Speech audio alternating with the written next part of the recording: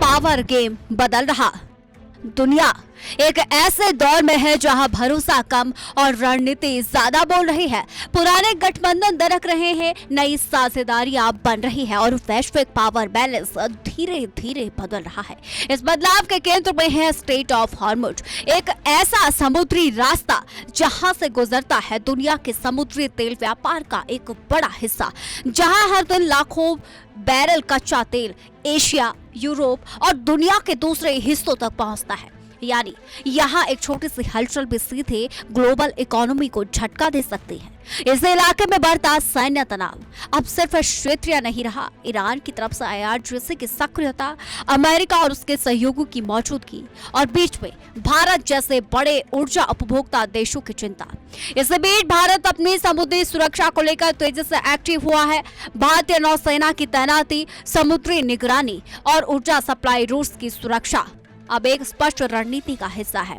साथ ही रूस के साथ भारत के बढ़ते रक्षा ऊर्जा संबंध एक नया समीकरण बना रहे हैं, जहां एक तरफ अमेरिका इंडो पैसिफिक और मध्य पूर्व में अपनी पकड़ बनाए रखना चाहता है, वहीं भारत मल्टी अलाइनमेंट की नीति के तहत हर बड़े खिलाड़ी के साथ संतुलन बना रहा है। यानी ना पूरी तरह किसी एक खेमे में और ना ही किसी दबाव में।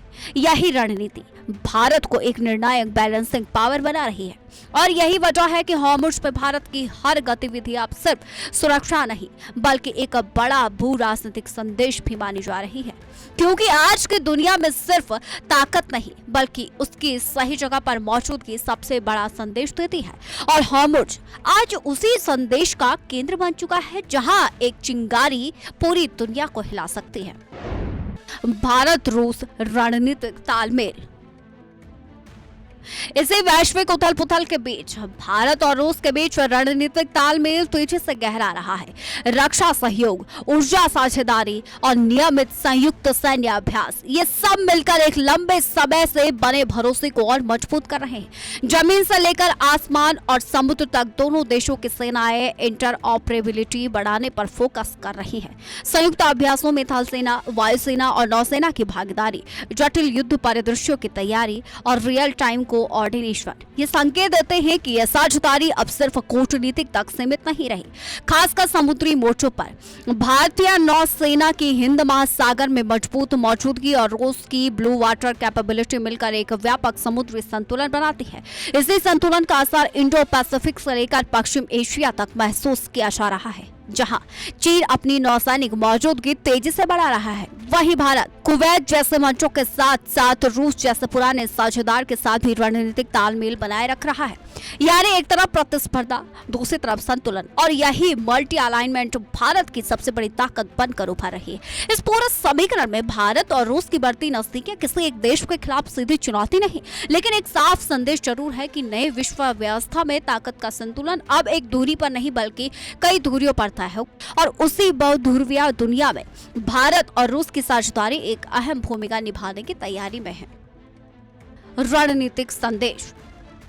ये सिर्फ एक डिफेंस डील नहीं है, ये एक स्पष्ट रणनीतिक संदेश है। दुनिया को बताया जा रहा है नई दूरी बन रही है, जहां भरोसा अब पुराने ब्लॉक से हटकर नए समीकरण गढ़ रहा है।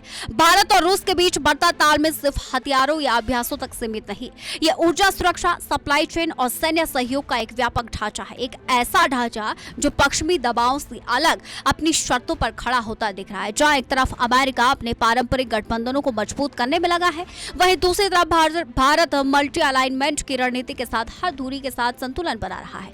यानी न पूरी तरह किसी एक कैंप में और न ही किसी एक एजेंडे के तहत।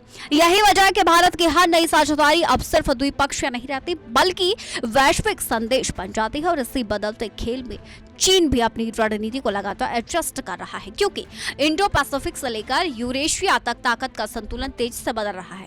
साफ है, यह सिर्फ एक समझौता नहीं बल्कि उस नई विश्व व्यवस्था की झलक है, जहां ताकत अब एक ध्रुव में सिमटी नहीं रहेगी बल्कि कई केंद्रों में बची होगी। और उसी बहुध्रुवीय दुनिया में भारत की भूमिका तेजी से निर्णायक होती जा रही है।